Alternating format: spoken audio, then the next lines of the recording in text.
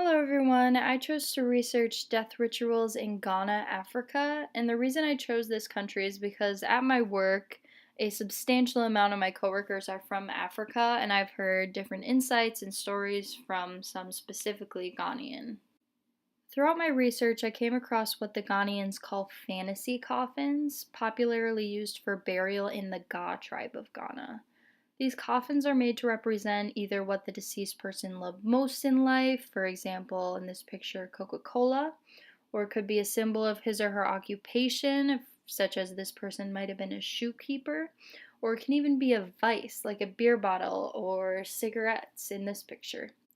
Through my research, I discovered that the typical funeral in the Akan region of Ghana is often known to cost nearly as much as one Ghanaian's yearly income. Money is collected, borrowed, and donated toward the execution of a perfect funeral. The 2 to 8 hour performances require intense planning and spending for space, service conductors, seating arrangements, clothing, music, transportation, activities, coffins, and elaborate banquets. The motivating source behind these lavish funerals is multidimensional, and the popularization of these traditions has contributed greatly to the commercialization of the funeral in Ghana as well as the resulting economic growth.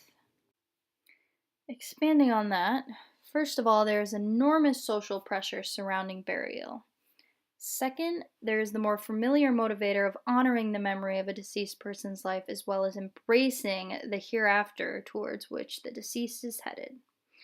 The social drive works to promote the surviving relatives, reinforcing the sincerity and meaningfulness of relationships through a material display of devotional proof, as well as meeting the social expectations of public grieving. The whole point of these coffins is to lightheartedly appreciate the one who has passed and commemorate them in their afterlife. Unlike Ghana, in the United States, there is often an effort to avoid public discussions of death, and the death industry operates privately away from visible areas. Further, there's a blatant lack of advertising for death products such as tombstones, allowing thoughts of death and dying to continue being unacknowledgeable. There is such immense fear on the topic of death that most Americans avoid it at all costs. For Ghanaians, death is seen as something that develops regardless of any circumstance. Therefore, they welcome it in a more positive demeanor, and it brings people together rather than drag them apart. That being said, I should remind everyone that the fear of death varies among different cultures, and anxieties on the subject in the United States tend to be higher than that of other countries.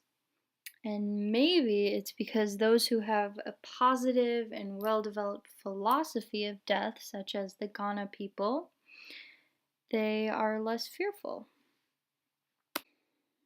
Lastly, although there are considerable differences in the approaches used in Ghana versus the United States for taking on death, there is still grieving processes and coping with losses, which is the same pretty much everywhere because it is hard to lose someone you love no matter where or who you are.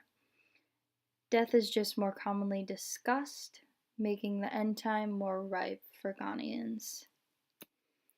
After discussing about the Ghanaians, what I would like to know from you guys is, do you think discussing death is helpful in preparing for what is yet to come?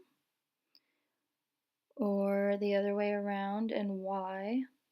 And what would you like to incorporate into your own funeral or memorial service? Or would you have a funeral or memorial service? Either way, I would love to know, and thank you for listening.